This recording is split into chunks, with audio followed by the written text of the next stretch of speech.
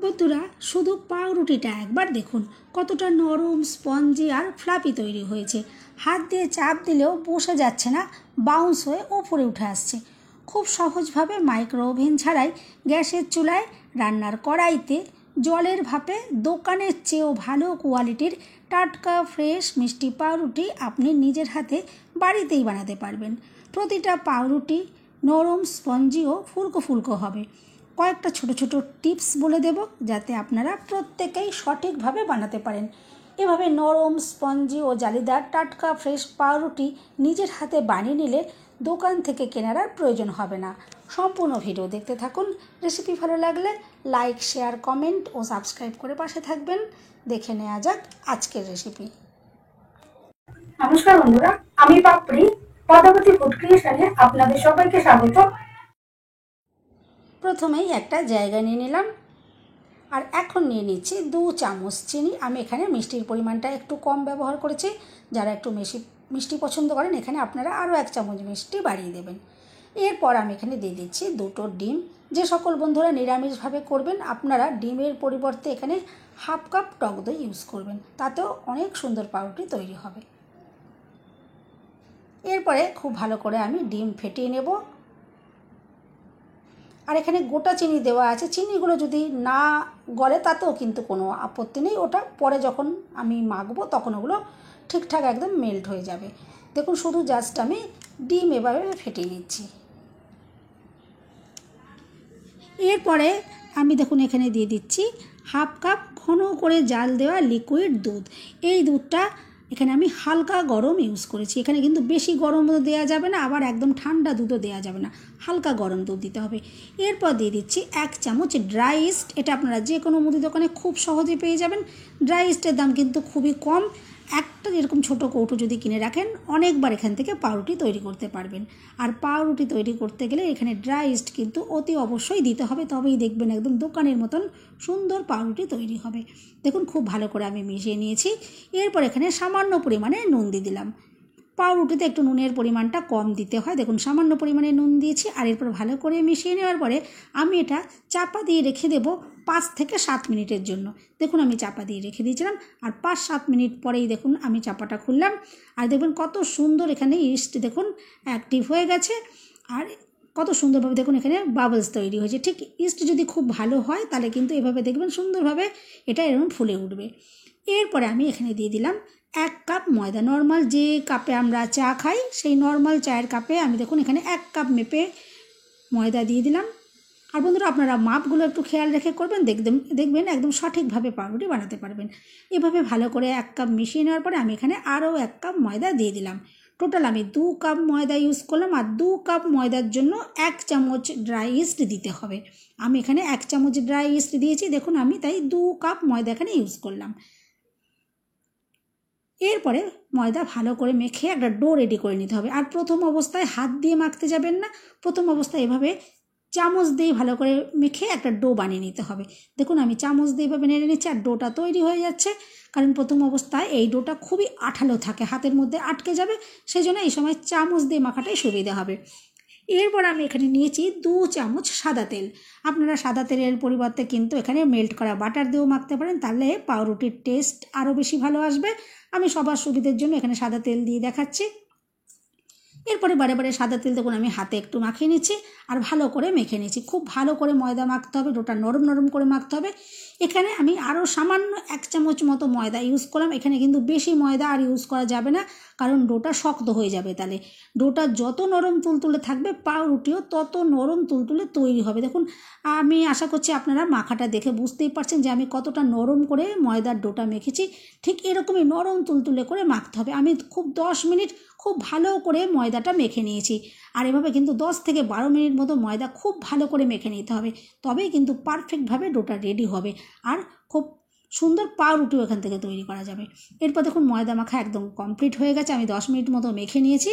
এরপরে হাতে একটু সাদা তেল মাখিয়ে নিয়েছি, আর দেখুন এভাবে গোল করে একটু রেডি করে নিচ্ছি।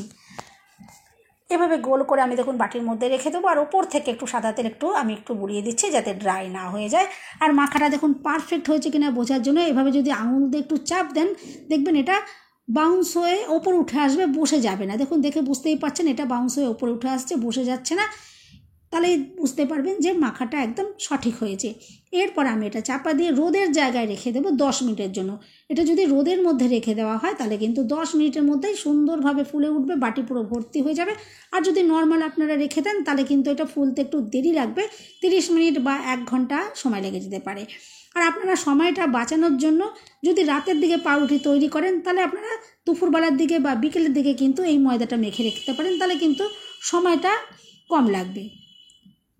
বাদ বাকি টাইমে আপনারা অন্য যে সমস্ত কাজগুলো করা থাকে করে নিতে পারবেন। মানে শুধুমাত্র পাউরুটির দিকেই যে সময়টা দিতে হবে তা নয়, বা যদি দুপুরের দিকে পাউরুটি বানাতে চান তাহলে সকালবেলায় ডোটা মেখে রেখে দেবেন, দিয়ে বাদ বাকি ঘরের কাজগুলো যেমন করেন সেভাবে করতে পারবেন। এভাবেও কিন্তু এটা ফার্মেন্ট হয়ে যায় সুন্দরভাবে। দেখুন, এরপরে আমি একটু এটা আলতো হাতে আবার একটু মেখে নিয়েছি, বেশি মাখার আর দরকার পড়বে না যেহেতু আগে ময়দা খুব ভালো করে মাখা ছিল। এরপর দেখুন আমি হাতে আবারও একটু গোল করে রেডি করে নিয়েছি, আর একটা ছুরি দিয়ে আমি কেটে নিচ্ছি। আমি এখানে 4 টুকরো করে কেটে নিলাম। আমি এখানে 4টে যেহেতু পাউরুটি তৈরি করছি, আর আমি যে সাইজের পাউরুটিগুলো তৈরি করবো অনেকটা বড় বড় পাউরুটি তৈরি হবে। আপনারা ছোট ছোট তৈরি করতে চাইলে আর একটু ছোট করে কেটে নিতে পারেন। আর এরপর এখন দেখুন লেচিগুলো অনেকটাই ছোট রয়েছে, কিন্তু যখন পাউরুটি তৈরি হয়ে যাবে অনেক বড় বড় পাউরুটি তৈরি হবে। এরপর দেখুন হাতে আমি এভাবে গোল করে রেডি করে নিচ্ছি। এভাবে গোল করে রেডি করলে উপরের পোর্শনটা খুব মসৃণ হবে আর পাউরুটিগুলো দেখতে সুন্দর লাগবে। দেখুন ঠিক এভাবে করে নিতে হবে, আর উল্টো সাইডটা এভাবে হাত দিয়ে ভালো করে মুড়ে মুখটা আটকে দিতে হবে। অবশ্যই কিন্তু এভাবে আটকে দিতে হবে, নালে পাউরুটিগুলো পারফেক্টভাবে তৈরি হবে না। দেখুন একটা লেচি আমি রেডি করে নিয়েছি, এভাবেই বাকি লেচিগুলো সবগুলো আমি রেডি করে নেব।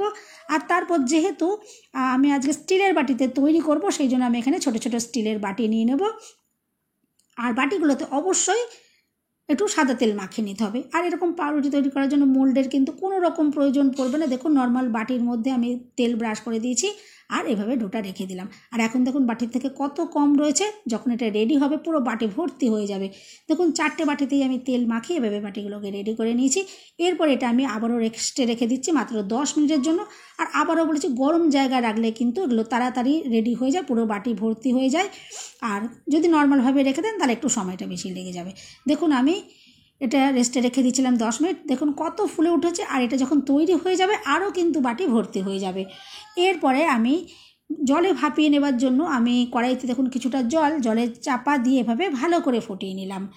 আর এরপরে এই জলের ওপর আমি একটা স্ট্যান্ড বসিয়ে দিচ্ছি, আর স্ট্যান্ডের ওপরে একে একে বাটিগুলো বসিয়ে দেবো। আর যেহেতু এখন এটা ফুটন্ত জল রয়েছে, হাতে তাপ লাগবে, তাই আমি গ্যাসের ফ্লেমটা এখন একটু লোয়েতে করে দিয়েছি।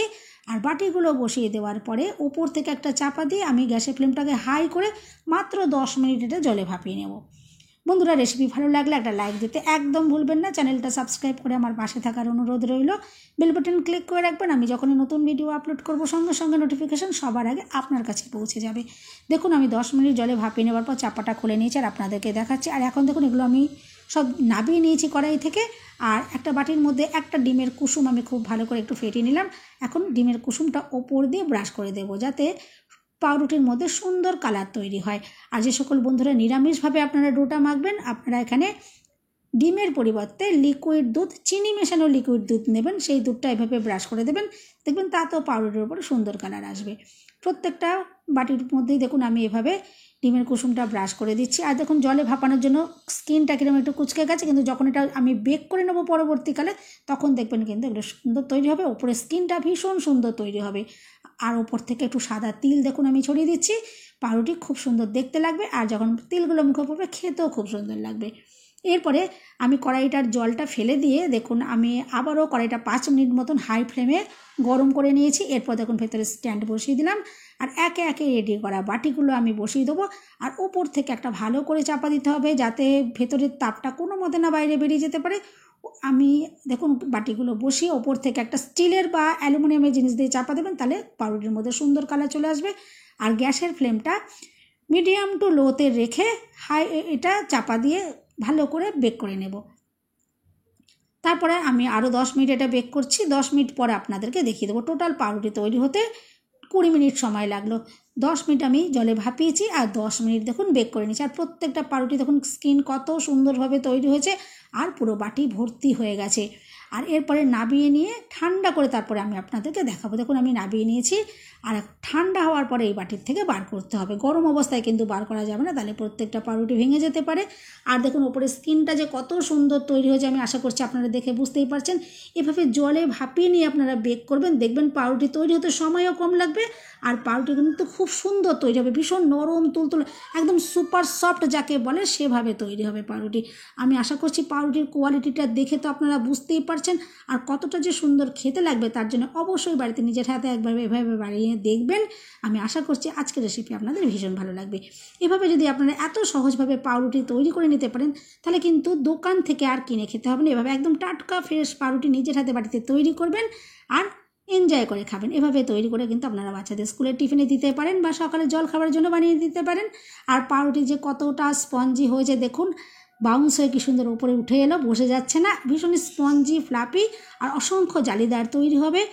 আমি একটা পাউরুটি আপনাদেরকে একটু কেটে দেখিয়ে দিই, কাটাটা দেখলেই আপনারা বুঝতে পারবেন যে কতটা স্পঞ্জি ফ্লাপি।